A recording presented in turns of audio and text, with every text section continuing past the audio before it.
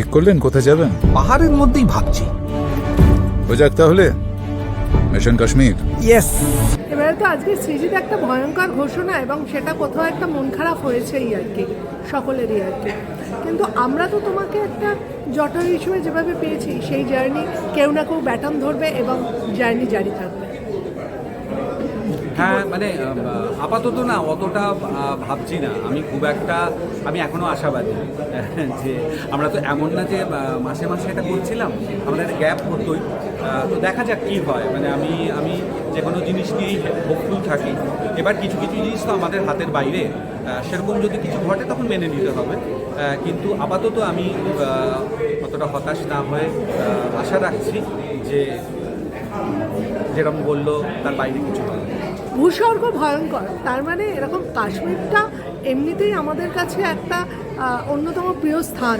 সেটা আমার মনে হচ্ছে সৃজিতের হাত ধরে একদিকে ভূস্বর্গ যেমন ভয়ঙ্কর হয়ে উঠেছে, সেরমভাবে আমরা কাশ্মীরকে আবার একটু নতুনভাবে আবিষ্কার করব।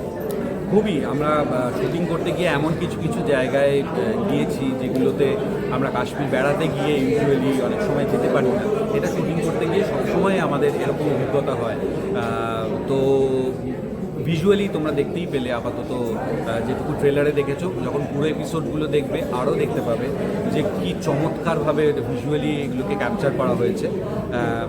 আমি নিজেকে যখন ওখানে শুটিংয়ের এক্সপিরিয়েন্স যখন আমার হয়েছে তখন তো বটেই, আবার সেগুলো যখন পর্দায় ওইগুলোর মধ্যে দেখতে পাচ্ছি দারুণ থ্রিলিং লাগছে। অনেক জায়গায় শুটিং করতে যাও নানা রকম অভিজ্ঞতা হয়, কিন্তু এই ভূস্বর্গের একটু যদি অভিজ্ঞতাটা শেয়ার করো দর্শকদের কাছে, কারণ এখানে টেম্পারেচার থেকে শুরু করে সব কিছু নিয়ে আর কি এটা তোমার কাছে একটা আলাদা আমাদের সবার কাছেই খুব এক্সট্রিম ছিল।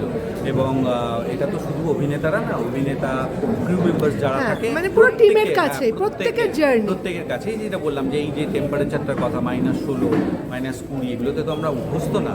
এবং এগুলোতে আমার খুব ঠান্ডা লাগছে বলে ট্যুরিস্ট হিসেবে গেলে যেটা হতো যে আজকে খুব ঠান্ডা লাগছে, আজকে আর বেরোবো না, কিন্তু সেটা তো শ্যুট করতে গেলে সম্ভব না, তখন সব কিছুই করতে হয়।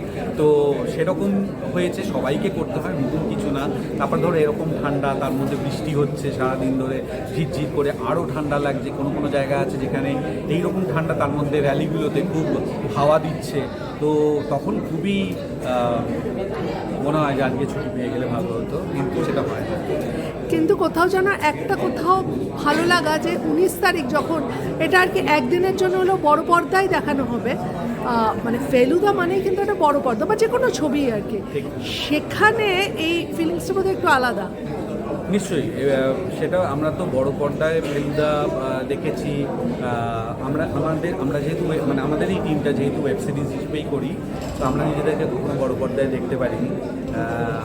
কিন্তু এই একদিনের জন্যে, একটা শোয়ের জন্য হলেও আমরা বড় পর্দায় দেখবো, সেটাতে খুব আনন্দ হচ্ছে। তুমি তো ভীষণভাবে আশাবাদী এবং পজিটিভ একজন মানুষ, সেখানে দাঁড়িয়ে তোমারই ওয়েব সিরিজের হাত ধরে যে জার্নিটা হলো আর কি, মানে জটার যে জার্নিটা হলো, সেইটা যদি একটু শেয়ার করো। এটা দেখো শুরু থেকেই খুব আনন্দের, যবে থেকে আমাকে নির্বাচন করা হয়েছে, সৃজিত যবে বলেছে ফোন করে যে তুমি জটায়ু করছো, তখন থেকেই আনন্দের ব্যাপারটা। এবং এখন অবধি সেটা চলছে নানা রকমভাবে।